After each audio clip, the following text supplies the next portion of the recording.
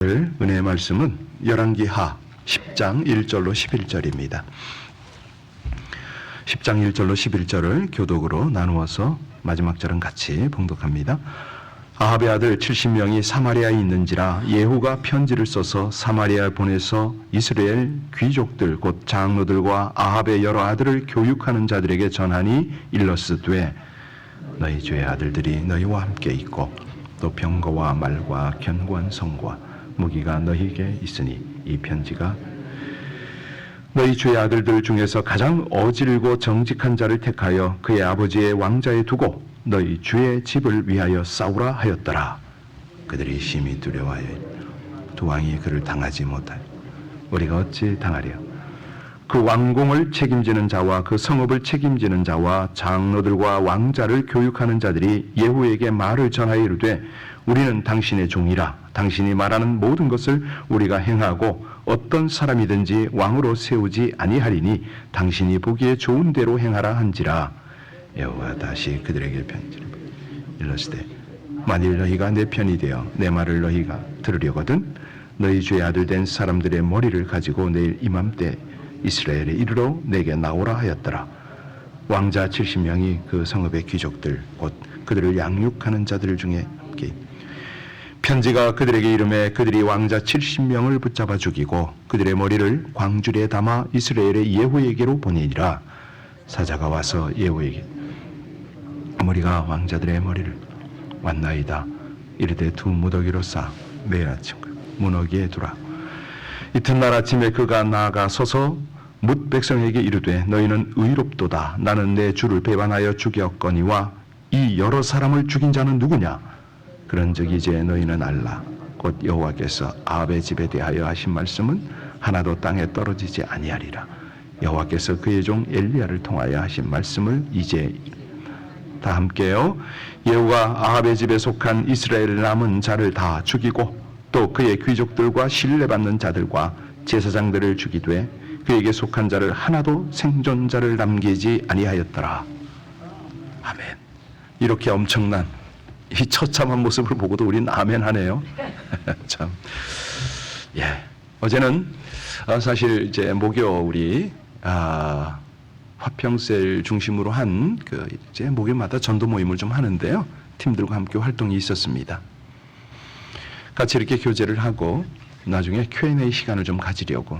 왜냐하면 이제 깨닫는 게 뭐냐면 일방적인 교육보다는 그분들의 필요를 제가 답하는 게 맞겠다 이런 생각이 드는데 어제 마침 안티에 가까운 한 분이 왔어요. 그 커플은 가끔 우리 교회 오시는 분인데 질문이 예사롭지가 않아요.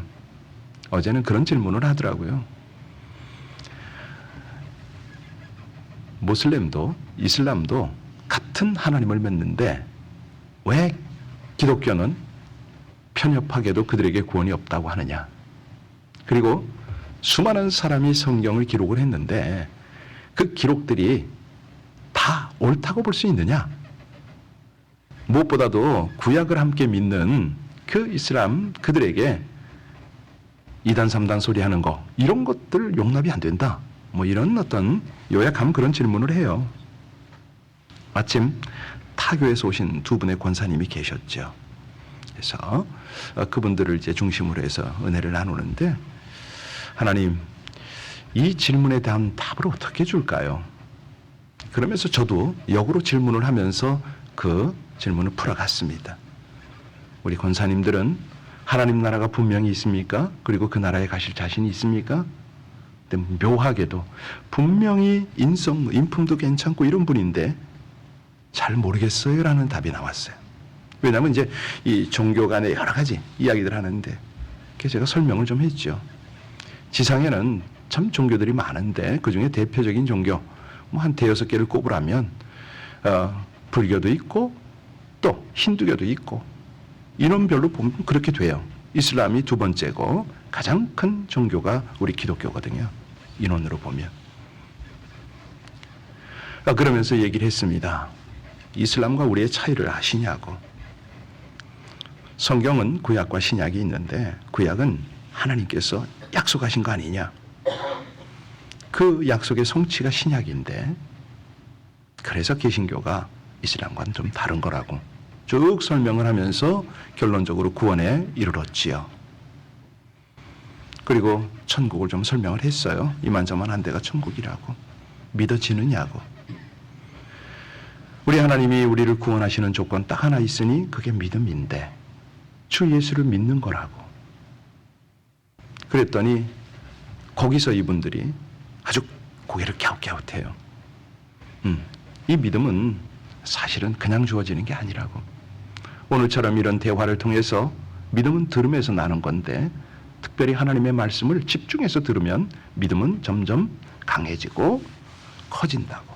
그런데 또 하나 믿음이 생기는 원리가 있으니 이 믿음은 사람으로 하는 게 아니고 성령으로 믿음이 주어지는 거라고. 고린도전서를 좀 설명을 해줬어요. 그러면서 쭉 나눴는데 사실은요, 우리가 이 새벽에 왜 이런 새벽 예배를 드리고 말씀을 듣습니까? 우리 하나님은 말씀하시고 그 말씀을 성취하심으로 이 땅에서 하나님의 역사가 이루어져 나가는 거 아닙니까? 우리 예수님이요, 회당에서 최초의 설교를 하실 때 구약 곧 이사야서 61장의 말씀을 인용하셨거든요. 어떻게? 그 말씀이 성취되는 내용이었어요. 그게 신약이에요. 그게. 예. 성경에서 가장 긴 설교가 나오는데 혹시 어떤 설교인지 아시나요? 예, 스데반의 설교입니다. 스데반 집사의 설교인데 그 집사님의 그 설교 내용을 보면 구약 말씀을 인용했거든요. 그 말씀이 예수님을 통하여 성취되고 있는 내용을 선포하는 그 내용이에요. 이스라엘은 참 어제 그 질문도 하더라고요. 왜 이스라엘이 그렇게 대표적이냐고. 예. 예. 이스라엘의 독립은요, 수없이 반복된 이스라엘 회복에 관한 한 약속의 성취잖아요. 이를 위해서 오랜 동안 기도했고 그 기도에 응답드린 것이죠. 에스겔서 36장 37절에 보면 그래도 이스라엘 족속이 이와 같이 자기들에게 이루어 주기를 내게 구하여야 할지라, 이런 말씀이 나와요. 하나님께서는 말씀하시고 우리가 이를 믿고 기도하고 그러면 하나님의 말씀은 성취가 되고 하나님의 뜻은 이 땅에 이루어지는 거거든요. 그래서 우리가 말씀의 씨, 이 씨가 떨어져서 열매를 맺는 거, 즉시 열매 맺는 건 아니지만 때가 되면 말씀은 자라고 열매를 맺지요. 그래서 우리가 말씀을 의지하고 사는 자, 언제든 말씀의 성취를 보게 됩니다.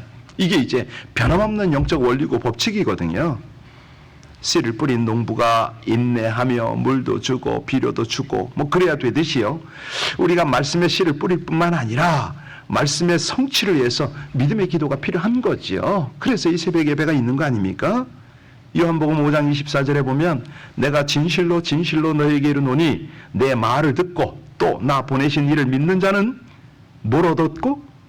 영적인 생명을, 영생을 얻었고 심판에 이르지 아니하나니 사망에서 생명으로 옮겼느니라. 이 귀한 말씀 너무너무 감사하죠.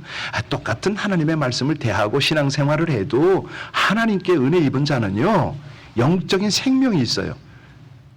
무슨 말인지 알아듣고 그 하나님과 늘 교제가 돼요.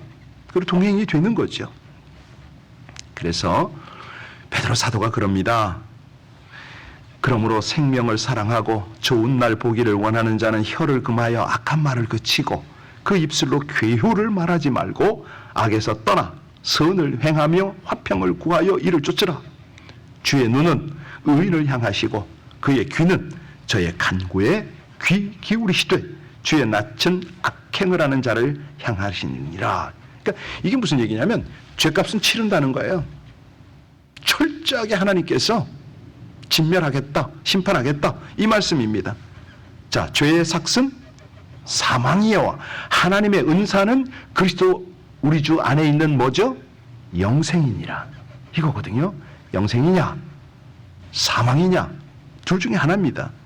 그래서 우리 주님께서 죄를 대신해서 십자가 지시고 죽어주셨기 때문에 사망에서 생명으로 옮겼다는 거죠. 이것도 보면 구약의 성취 아닙니까? 그가 찔림은 우리의 허물로 인함이요 그가 상함은 우리의 죄악을 인함이라. 그가 징계를 받음으로 우리가 평화를 누리고 그가 채찍에 맞음으로 우리가 나음을 입었도다. 이런 거죠. 그냥 구약의 모든 말씀이 신약에 하나하나 성취되어지고, 예, 그 마지막 신약의 약속이 주님 다시 오마, 이거 아니겠어요? 자, 우리가 이 신앙생활을 할 때 잊지 말아야 될 것은 말씀은 반드시 성취가 되고 또 이 말씀을 거역하면 철저한 진멸을 받는다. 오늘 그 내용인데요. 오늘 1절부터 5절까지를 보면 측근자들로부터 배신을 당하는 내용입니다. 시간이 되죠? 같이 읽겠습니다. 1절부터 5절까지요. 아합의 아들 70명이 사마리아에 있는지라 예후가 편지를 써서 사마리아에 보내서 이스라엘 귀족들 곧 장로들과 아합의 여러 아들을 교육하는 자에게 전하니 일러스되 너희 주의 아들들이 너희와 함께 있고 또 병거와 말과 견고한 성과 무기가 너희에게 있으니 이 편지가 너희에게 이르거든 너희 주의 아들들 중에서 가장 어질고 정직한 자를 택하여 그의 아버지의 왕자에 두고 너희 주의 집을 위하여 싸우라 하였더라. 그들이 심히 두려워해 이르되 두 왕이 그를 당하지 못하였거든 우리가 어찌 당하리요 하고 그 왕궁을 책임지는 자와 그 성읍을 책임지는 자와 장로들과 왕자를 교육하는 자들이 예후에게 말을 전하여 이르되 우리는 당신의 종이라 당신이 말하는 모든 것을 우리가 행하고 어떤 사람이든지 왕으로 세우지 아니하리니 당신이 보기에 좋은 대로 행하. 자, 여기 보니까요, 예, 아합 왕이 하나님께 죄짓고 나서 아합은 비참하게 죽습니다. 그 아내 이세벨은 더욱 비참하게 죽은 모습을 우리가 어제 보았어요. 그의 아들들까지 계속 숙청이 되고 있음을 보여주는 말씀 아닙니까? 누구도 아합의 후손들을 편들어주는 사람이 없어요. 오히려 등을 돌립니다. 이게 이 참 처참한 이 모습이 이 배신의 정말 참혹한 죽음을 서로가 죽이고 또 죽음으로 내몰고 이게 왜 그러냐? 성경이 왜 이런 걸 감추지 않고 우리에게 리얼하게 좀 이게 좀 살이 떨릴 정도죠. 너무 비참한 모습을 우리에게 왜 이렇게 보이느냐? 예, 한마디로 죄 범하면 회개하지 않으면 이와 같다 이 말씀이거든요. 사실은요, 우리가 이 말씀 앞에 늘 자아를 성찰하잖아요. 타락한 자는 먼저 자신의 인격을 망치기 때문에 그렇습니다. 하나님이 자꾸 그거를 우리에게 강조를 하시는 거예요. 자신의 인격만 망치나요? 도덕과 선을 버리지요. 결국은 파멸의 길로, 불신앙의 길로 갑니다. 이게요, 우리가 한때 미국 교회에 신앙 부흥과 함께 교회당 건축붐이 막 일어났을 그런 때가 있었습니다. 지금 보면은 참 미국 교회들이 아름답게 잘 지었죠. 근데 예전만큼 짓지는 않습니다. 그 당시에 한 뉴욕에 있는 교회가 웅장함과 화려함으로 인해서 교인들 너무 자랑스럽게 생각했고요. 여행자들이 거기 다 들어서 사진 찍고 난리가 쳤던 그런 정도가 있었어요. 그런데 문제는 교회의 규모에 있는 게 아닙니다. 이 주일 아침에 교회를 향하는 성도들 그 대화 속에 참 어이없는 이야기를 해요. 여보, 예배 드리기 전에 우리 먼저 볼링 한 게임 치고 들어갈까? 뭐 이런 거. 아, 좋지. 뭐 같이 우리 함께 몸 좀 풀고 가자. 그뿐인가요? 이따가 우리 예배 끝나고 오락실에서 만나자 그러고. 이게 그런 모습이에요. 어제도 그 한 분 권사님이 내노라는 교회의 큰 교회 권사님이세요. 야, 어떻게 천국도 모르고 구원의 확신이 없을까? 이런 생각을 하니까 제 마음이 덜커덩하는 거예요. 너라도 잘해라. 너라도 지금 성도님들한테 꼭 천국과 지옥과 구원 이 부분에 대해서는 놓치지 말고 전해라. 얼마나 강하게 우리 하나님의 음성이 들리는지 모릅니다. 아주 감동이 그렇게 밀려와요. 사실이요, 교회가 웅장하고 크면 뭐합니까? 그 안에서 온갖 오락, 운동 뭐 이런 것들을 다 만들어 놓고 그냥 막 그 취미시설 같은 거 해놓고 청년들을 인도한다는 명분으로 막 그렇게 하잖아요. 이게 다 좋은 건 아니죠. 교회란 하나님의 말씀이 있어야 되고 그 안에서 진리가 선포가 되고 믿음이 날마다 영성이 성숙이 되어져야 되는데 우리가 하나님의 성전을 빙자해서 그 속에서 내용은 쾌락으로 덮일 때에 또 한 번 노아의 홍수 같은 대심판이 오지 않겠어요? 이 말씀을 읽으면서 그냥 읽으면 안 되지요. 그냥 역사 아닙니다. 옛날의 역사가 오늘날에 또 이루어지는 그런 것들을 놓치면 안 되겠죠. 자, 6절 7절 보면요, 측근자들로부터 죽음을 당합니다. 같이 읽습니다. 예후가 다시 그들에게 편지를 붙이니 일러스되 만일 너희가 내 편이 되어 내 말을 너희가 들으거든 너희 주의 아들 된 사람들의 머리를 가지고 내일 이맘때 이스라엘에 이르러 내게 나오라 하였더라. 왕자 70명이 그 성읍의 귀족들 곧 그들을 양육하는 자들과 함께 있는 중에 편지가 그들에게 이르매 그들이 왕자 70명을 붙잡아 죽이고 그들의 머리를 이게 말이 됩니까? 아무리 성경이지만 이렇게 처참할 수가 있어요? 머리를 다 잘라가지고 광주리에 담아가지고 예후에게 보내고, 아니 그것도 자기가 가리키던 제자들 아닙니까 지금? 측근자들에 의해서 아합의 자식들의 생명이 모두 끊어진 것, 이걸 지금 우리가 보고 있습니다. 여러분, 이게 어떤 결과라고요? 죄를 범한 결과입니다. 죄를 범하면, 이걸 해결 못하면 하나님의 위로가 떠나고 불안과 두려움만 남게 되는 거죠. 주변 사람 다 떠납니다. 이 아합의 자녀들은요, 가장 신임하는 자들로부터 죽임을 당했습니다. 이런 일이 어디가 있습니까? 그런데요, 이 처참한 모습을 우리에게 보게 하시는, 읽고 또 말씀을 나누게 하시는 이 하나님의 마음, 이 야고보서 2장에 가면요, 너희는 자유의 율법대로 심판받을 자처럼 말도 하고 행하기도 하라. 여러분, 굉장히 중요합니다. 무슨 말이냐면 우리가 이해타산적인 그런 거에 너무 신중을 기해요. 그런데 정작 하나님 앞에서의 우리 자신, 전체 공동체 일들 너무 두려움 없이 행할 때가 참 많잖아요. 이런 것들이요. 사실 우리 하나님은 야고보 사도를 통해서 분명히 말씀하시기를 우리에게 어떻게 말하고 어떻게 행동하라고요?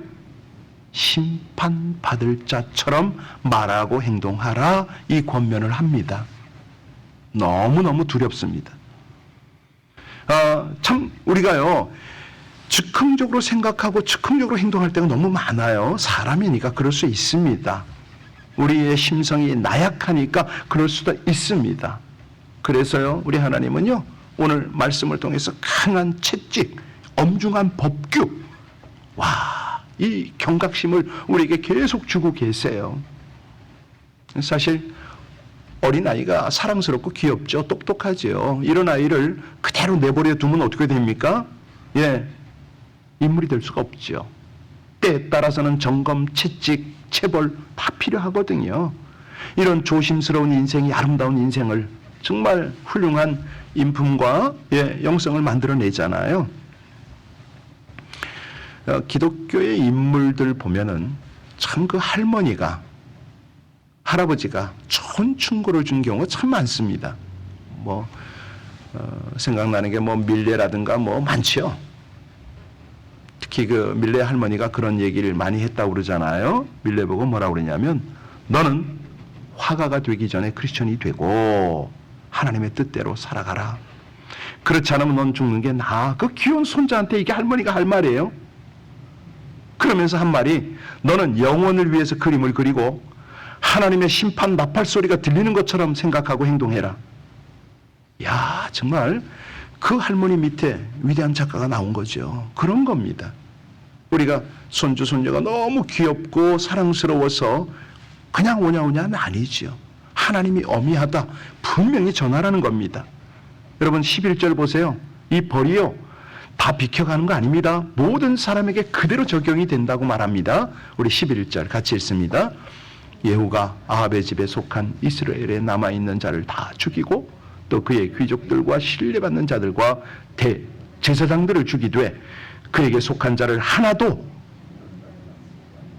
그렇습니다. 이 정도로 두렵습니다. 무섭습니다. 내일 보시게 되겠습니다만은 예후가 사마리아에 가서 노중에 그 유다 왕 아하시아의 형제들을 만납니다. 그냥 거기서 또 진멸을 해버려요. 이게 뭐냐면 단순한 구테타로 인하여 그냥 자기의 어떤 왕권을 잡기 위한 것이 아니고요. 그 속에 하나님의 심판이 있다. 철저한 진멸이 있다. 이걸 가리키는 거거든요. 한마디로 이거는 죄에 대한 보응입니다.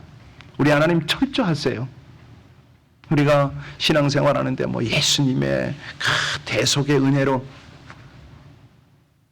그 믿음 좋습니다. 그런데요, 그 이면에는 우리가 그 예수님의 대속을 가볍게 여기고 자기 마음대로 생각하고 죄에 대해서 함부로 행동하잖아요. 하나님 반드시 책임 묻습니다. 정말로요. 그래서 두렵고 떨림으로 너희 구원을 이루라. 예, 이거 반드시 알아야 합니다. 자, 노아는 하나님의 말씀을 믿고 하나님의 말씀을 쫓아 운동장보다 더 큰 방주를 지었잖아요. 그런데 동시대 사람들은 노아를 어떻게 여깁니까? 비웃습니다. 왜? 그들은 본능이 명령하는 대로 욕구를 따라 살았을 뿐이거든요. 그랬더니 마침내 하나님의 심판이 시작되었죠. 홍수가 시작된 겁니다. 예. 그러니까 방주를 지었던 노아 가족은 그 심판을 통해서 인류의 두 번째 시조가 되는 영광을 얻었지만 나머지는 모두 멸망당하고 말았습니다. 여러분, 노아의 심판이 어느 한 시점에 일어났습니까? 아니거든요. 노아의 심판은 노아가 하나님의 말씀을 믿고 방주를 짓기 시작하던 그 순간부터 이미 일어난 겁니다. 그때 많은 사람들은 콧방귀를 꼈죠. 자기 쾌락, 거기 탐닉을 했죠. 그래서 우리가 깨달아야 될 게 뭐냐면 하나님의 심판은 현재 진행형으로 우리 삶 속에 지금 이루어지고 있다. 여러분, 정말로 우리가 하나님 우습게 보시면 안 되죠. 당장 심판하시지 않는다고 온갖 악을 행하면서 그냥 두리뭉실 넘어간다? 아닙니다. 그런 거 없습니다. 절대 없습니다. 착각하면 안 됩니다. 우리 하나님이요, 진노의 심판, 철저한 진멸하기 전에 기회를 주는 것뿐입니다. 오래 참고 인내하시는 거죠. 스펄전이 그런 말을 했어요. 하나님의 말씀을 박물관의 진열한 골동품처럼 다루지 말라고. 매일매일 하나님의 말씀으로 위로 삼고 자원으로 이용하지 말라고 제발 좀. 그런 말을 했어요. 그러니까 우리가 어떤 때는 위로도 받고요, 소망도 붙들어야 됩니다. 그런데 어떤 때는요, 이 어미하신 말씀 앞에 두렵고 떨어야 되는 게 우리 신앙의 자세죠. 우리 하나님의 약속은 신실하게 성취가 될 겁니다. 남은 약속 중 가장 중요한 약속이 뭐죠? 우리 주님의 다시 오심입니다. 예수님은 약속대로 초림을 하셨고 이제 약속대로 재림을 하십니다.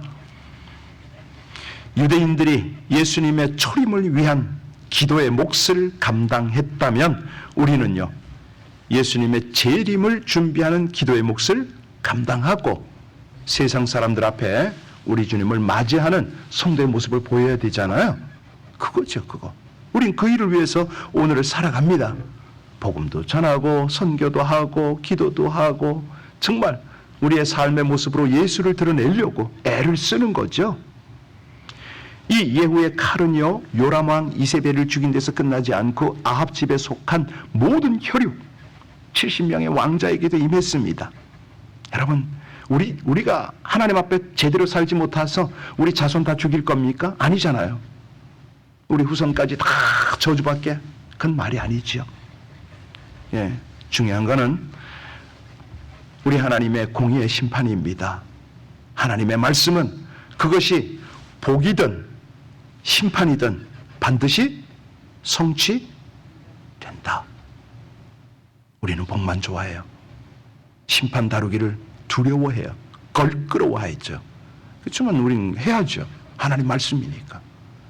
이 아침에 이 어미하신 말씀 앞에 우리는 두렵고 떨림으로 구원을 이루고 정말 하나님이 그토록 기뻐하시는 복 중의 복, 하나님과 함께하는 복 여러분이 누리시기를 주의 이름으로 축원드립니다. 기도하시겠습니다. 복이든 심판이든 약속의 말씀을 완전하게 성취하시며 공의를 이루시는 하나님, 세상 것으로 인해 내 안에 죄에 끌리는 마음이 있는지 점검하고 철저히 회개하기를 원합니다. 헛된 우상을 쫓거나 탐욕에 쾌락에 사로잡히지 않게 하여 주옵소서. 세상 것을 부끄러워하지 않도록, 정말 헛된 우상을 쫓거나 이런 것들을 부러워하지 않도록 항상 제 마음과 삶을 살필 수 있게 하여 주옵소서. 주의 공의를 위해서는 수고와 희생을 감수하고 두려움을 넘어서는 옳은 결단과 행동을 할 수 있는 은혜와 능력을 더딥혀 주옵소서. 말씀을 성취하시려 심판을 행하시거나 복을 주실 때에 감사와 아멘으로 화답할 수 있도록 말씀과 성령으로 인도하여 주옵소서. 예수님과 동행하며 동역할 수 있게 하여 주시옵소서. 예수님 이름으로 기도하옵나이다. 아멘.